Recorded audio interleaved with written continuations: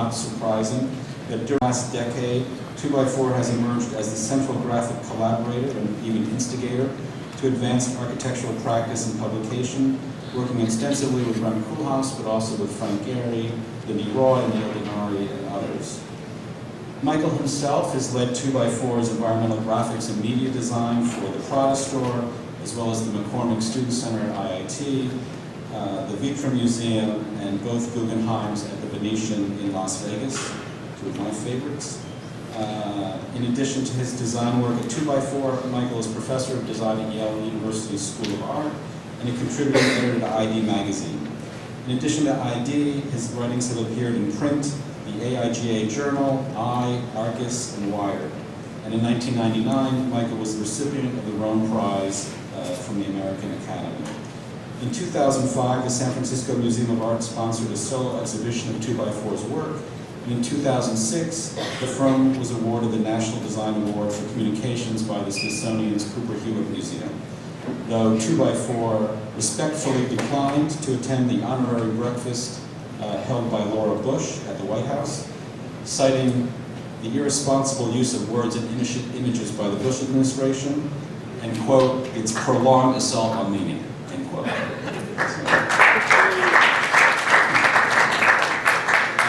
So clearly for 2x4, as well as our work here at the school, the design of words and images has a cultural and political charge. And the issue is how to organize and deliver them in such a way to invite new audiences to feel a different way about the world and its contents. Like many of the practices we've seen in this lecture series, Alejandro Zairapola, Camille Plaza, Mamoya Kajima, Sam Jacob, Bjarke Engels, Neil Denari forthcoming, and others, 2x4 also operates at the representational interface of architecture and environmental surface, with an equal investment in the possibilities of forging groups and collectives with large doses of wit and humor. And in the case of 2x4, the distinction of inside and out is even less present than in those other practices. As we saw a couple weeks ago with BIG, the work of 2x4 offers a design politics of constructing arguments and of envisioning worlds that realign cultural, economic, and political impasses with optimism. Finally, what is perhaps most refreshing about Michael's position, especially given the circles that he travels in, is that he's not succumbed to the great Kool-Aid of research that suggests that we all must be responsible for creating so-called content. Unlike others of his peers and colleagues, he has not given up his primary role as designer, understanding that that role is often more than enough. Please join me in welcoming Michael Rock, whose form always has content to spare, to UIC in Chicago.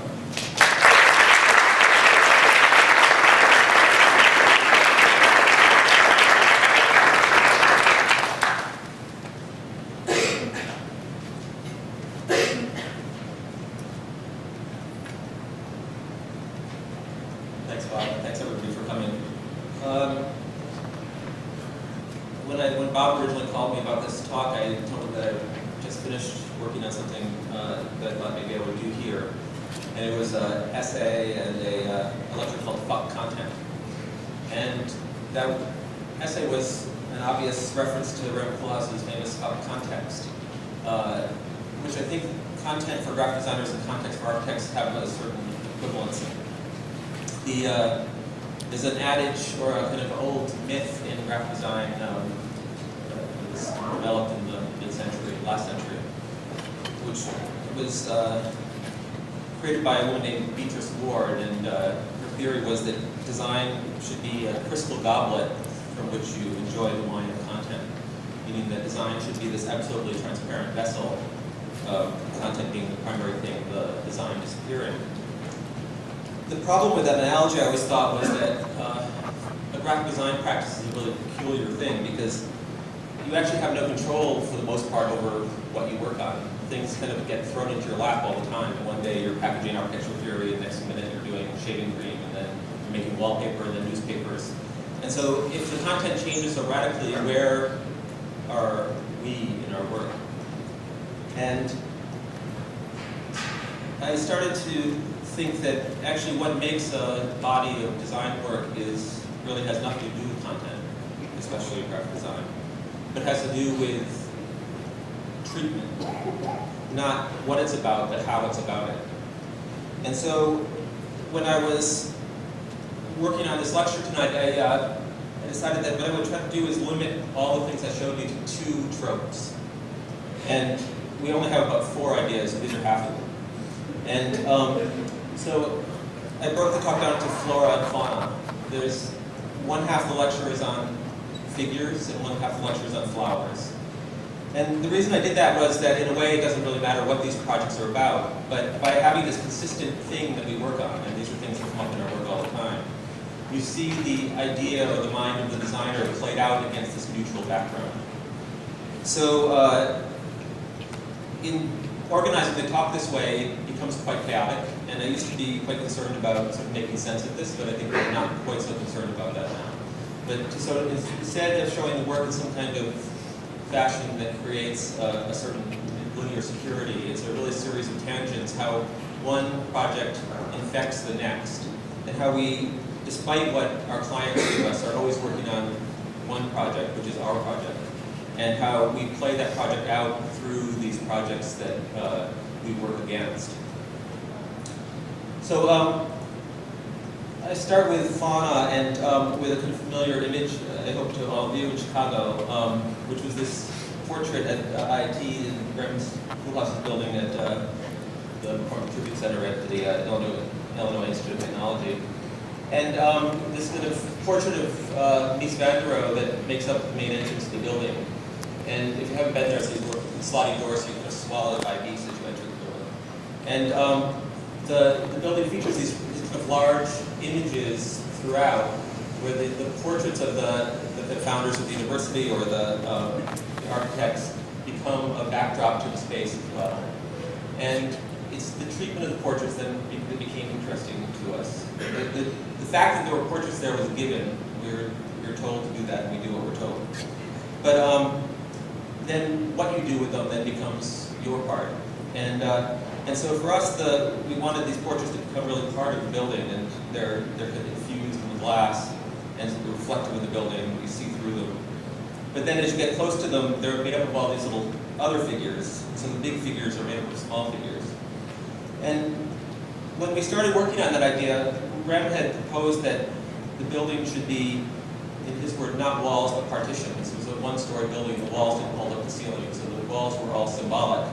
And so how we covered the walls became the meaning of the rooms. And we also wanted to, I guess, inject a certain language throughout the building as well. So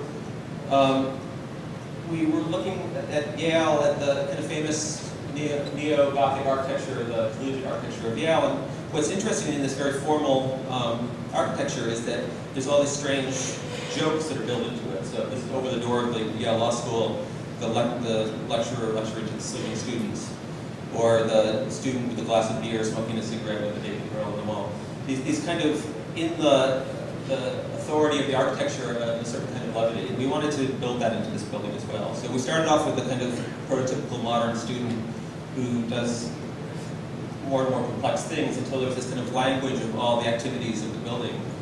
And then a series of things that the administration banned, but we still included somehow. So throughout the building you find these kind of little activities, and sometimes they're pixels themselves, they make up something, and sometimes they become really large scale as parts of the entrances. This is the international symbol of togetherness.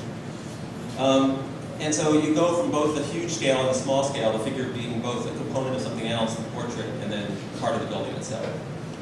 And then, of course, the rest of the building really sort of plays out that idea of these small-scale, large-scale games. And part of the fun and torture of doing this project, too, was that we really used the value engineering process as a design process. And so rather than redesign when things were too expensive or taken away, either we left them gone, so the ceiling is bare sheetrock, or we use a kind of cheap alternative to replace what should have been there. So wood gets replaced with fake wood, or surfaces are created with some kind of wallpaper instead. And then also a series of games that get embedded into the building. So here in the curtains, the trees from Mies's original campus plan get blown back up to full scale and become part of the motif. Or the main wallpaper in this kind of lenticular nausea producing moving wallpaper, so as you move, the kind of walls move as well. a large-scale happy face at the back of the auditorium that's made in acoustic tile, or the figures that are woven into the flocked wallpaper. And so every surface has a kind of either used or unused meaning. These are the flocks that are embedded in the wall. And one of the other requirements that we had been asked to do was include images of students. And so here we use images from the surveillance cameras on IIT campus. So you see these kind of strange, nefarious students kind of lurking around at odd angles. So the idea, kind of a very small idea, but plays out in all these different surfaces and it becomes part of the language of the building. So that pixelated portrait that started that project then gets played out in this next project, which was, we were asked by Beyer, Blinder & Bell, the architects in New York, to work on a building in Louisville, Kentucky, which is the Muhammad Ali Center, which is a very plain building. And they had a problem, which was that most of the exhibits inside happened in this 4-story area, which was completely covered by very inexpensive rain tile surface, and they wanted to do something on those tiles. And so we had done a series of studies about what to do with that, but we were really uncomfortable with this idea of the image at that scale. And so we started then working within the pixel of the building itself and playing this game where just adding color to the pixel so that the building had a kind of stippled surface that as you got farther away from the building begins to read. So the image dissolves as you approach the building to the point when you're near it. In the plaza, you don't really see anything. But as you get farther and farther away, you start to see these images emerging in the pixelization of the building. And working entirely just within the system that was already in place, which is a 2x4 foot rain tile, these portraits, these really huge scale portraits start to appear, or this famous sequence of Ali boxing appear. And then as you get farther away across the river, or even farther, they become quite sharp or recognizable, until the point when you fly into Louisville, you can see it quite clearly from the sky, this image that appears. So to really kind of weave, to again play with the pixelization of the figure, to let the pixelization of the surface of the building be the medium you're working with, and to let the image then become part of the fabric of the building itself. That figure and pixel idea then plays itself out again in one of the iterations of wallpaper for the product store that OMA designed in New York. And if you know that store, there's a city block long wall on the north side that gets changed about every 9 months, and we wallpaper with these different images. And so we generate a different design approach for the store each time that we do that. And for this iteration, we decided that we called it parallel universe, and we created this situation where when you're in the Prada store in New York, you're actually seeing on the video screens people shopping in a fashion store on a 12-hour delay in Beijing, so you have this kind of experience of shopping in New York and China simultaneously. And on the wall, we created this really huge scale, kind of repeating figure of the woman, but it's pixelized because it's made up of all these people in a stadium holding up cards, so you have this kind of 10,000 little heads looking at you as you shop, and then they take up a city block size wall. And so again, you have the pixels that are people in this case, creating this bigger figure which is generic. So all these individuals that make up the generic figure. And then that plays out in this kind of idea of the figure in all these different ways. And so one of the things we did, we ordered 100 identical Caucasian mannequins from China, and they became the kind of stars of the performance. We had these slightly strange looking figures that create these two levels of armies. One on the wall, the army of spectators that make up that backdrop. And then here in these video screens that are kind of hanging demurely amongst the clothing, you see these live images live on a 12-hour delay of shopping in the other side of the world. So it's kind of doubling of your experience one place and the other.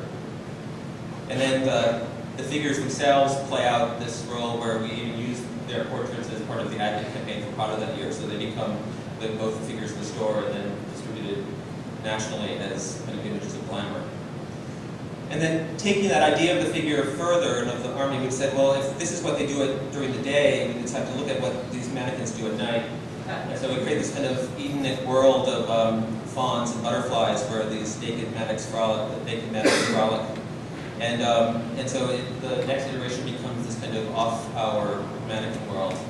And the figure again plays from, at first, a real figure, and then something that becomes illustrated and then ultimately animated that kind of occupies the space of the store. And so, so the interesting thing for us always in this project is that it's always possible to be iterative in the sense that you can always move from one thing to another. And the figures obviously work at all different scales, both as kind of pixel themselves and also at super scale. And then there's also a kind of animation of them, so they can come alive also. And so within the screens and store, the projections, these mannequin figures take on a life of their own, either kind of doing typical fashion things or kind of in this frantic escape from New York, or different versions of how we complete these images. And one thing I'll say that in the studio that we try always to make everything ourselves, and so everything oftentimes has a slightly off quality because we're learning how to animate or learning how to do certain processes. So we're always trying to keep technology small and in a way that we can produce it on our own. And also then how can we leverage one bit of content for something else? And so as we went on with this kind of exploration of the figure, the fashion figure, when we started to work in the store in Beverly Hills with Ome also, we developed a version using the same basic structure of the mannequin with a certain technology so that every time the mannequin walks out of the darkness, their skin is rewritten with new information. So basically using an RSS feed and taking data, headline data, it maps it onto the surface of the figure, and then the figure approaches the screen. So each time the figure is renewed in the absolute sense of fashion being constant renewal, this is sort of like the hyper level of that where every single figure is drawn in a new way, carries information of the immediate now. And so the series then goes from that initial impulse to look at the figure on the wall and then to create the mannequin and then to create a drawing of the mannequin and then to create an animation of the mannequin and then to create a dynamic animation of the mannequin. So each one takes on some different form that develops the idea in a further way. That space, then these figures were made to be projected into a tribal-like glass, so they actually appear almost like ghosts in the store, kind of weird humanoid forms with this written surface, and they lurk like shadows in the glass in the store, and you see through them. But we use that figure then for other materials, just that we create for the print material, like different kinds of posters that we make on a regular basis for Prada as well. And also for this data that goes onto these screens that again hangs between the different racks. And then we started to look at that figure in another way, in a more diagrammatic way, where the whole third floor of Prada became this way of creating a diagram of that figure to analyze who they are. So it became all this information about the averageness of an American. So everything that means you average what normal height, normal weight, normal income, your expectations for your retirement, your leisure time, as charted out on the wall. So it becomes an analytical view of the thing that's dynamic on the screen. And then in the final iteration of that, in the most recent women's fashion show in Milan, we started to create a new version of the mannequin where each data point actually begins to grow in a peculiar way as the mannequin walks. And so I guess this becomes the intersection between flora and fauna, where the figure itself starts to grow in these very exotic ways. And these became the backdrop for the show itself. And when you design fashion shows, it's always this interesting thing because they last, you get an assignment about a week beforehand, and the whole thing lasts about 20 minutes. So everything is this intense 10-day-long design process. And so these were made to be these super scale projections where the figures were actually about twice as tall as this, projected in this very huge space, and then the models walk in front of them. So these figures that dissolve and reform constantly as they move through the space.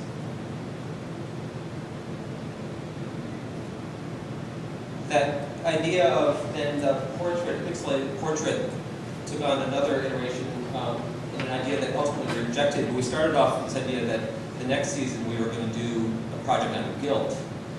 And we started to create these really large-scale portraits of people that were going to be the backdrop of the store. And the idea then was to take each pixel and to, from pixelated portraits, so in the same way that Mies has done, but where these were made of these very small logos that made these really huge portraits. And we ultimately rejected that idea or discarded it, and we were having a discussion around it, and we said, well, rather than the portraits will just go to the identity itself. And so the idea was then to create a corporate identity around this one module or pixel, which was the logo. And so we created basically a parallel company called Gilt. And then the store played out as this brand manual for the Gilt Corporation, where you can see all the applications and products of what Gilt does and what it produces. And even producing kind of mission statements and reports for the Gilt Corporation and different kinds of products they produce. And the impulse was that kind of like those commercials where they say, ask your doctor about Levestra, and you're like, yeah, but what's Levestra? Like, what does it do? Why do I ask my doctor about it? Gilt Corporation was meant to be the corporation that could produce anything, does produce everything, and is everywhere. And so Gilt infiltrates the store, wraps all the material, and then we start to dissect this kind of language of branding that becomes the way that it reproduces itself. So these phrases that seem to be full but are really empty is the time you try Gilt or ask your doctor about Gilt times now. And then on the screens in the store were a series of these images which became kind of small television commercials for the Gilt Corporation, where they take on very familiar forms of branding where you recognize the qualities of them, but they end up telling you nothing.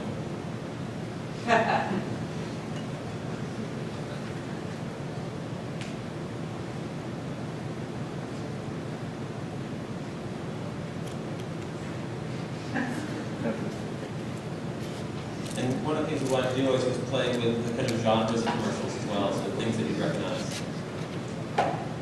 This is fresh.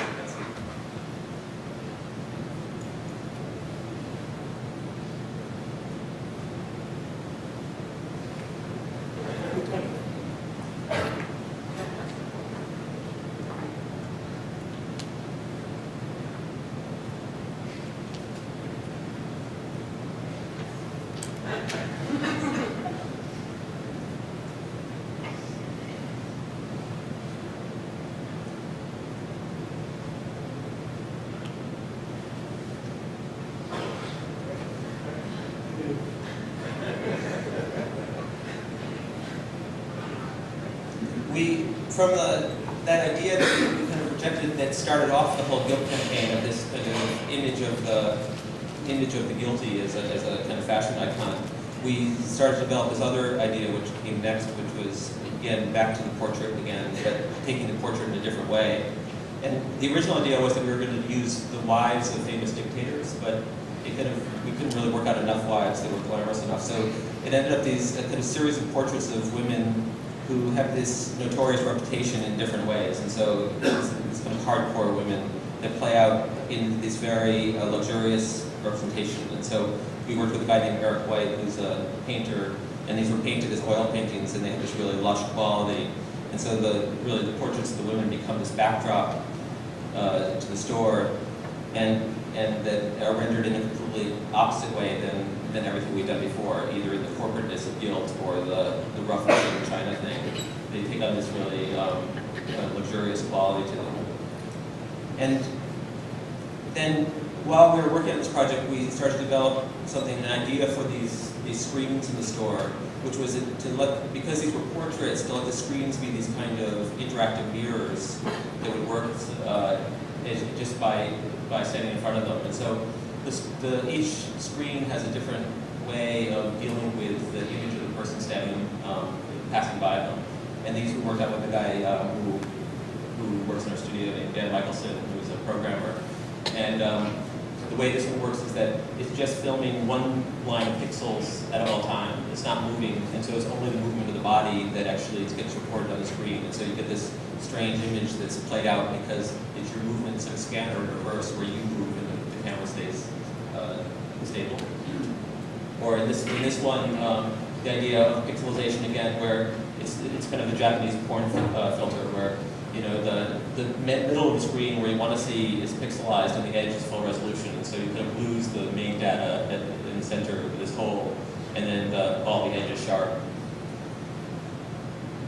And there's about 15 different versions of these that do different things. And in this one, basically, it's recording both your image in front of it and then saving parts of the image of the person who was there before. So it's this kind of constant collaging of this kind of you plus everyone. And so the screens were, in a way, the antithesis of these oil paintings on the wall, which are incredibly dynamic, incredibly immediate, have this absolute temporal quality versus the oil paintings on the wall. So a different kind of pixelization and a different kind of portraiture as well. And then the final iteration of that series is that we basically created a series of these masks for those famous women, so that they are returned back to these generic forms, from Maria Callas back to this this unknown figure again. And so taking these kind of very familiar images of the masked women in these kind of terrorist images, but with these extremely happy spring-like fabrics that become these masks. And so to take their notoriety and their absolute specificity and to erase it with this fabric.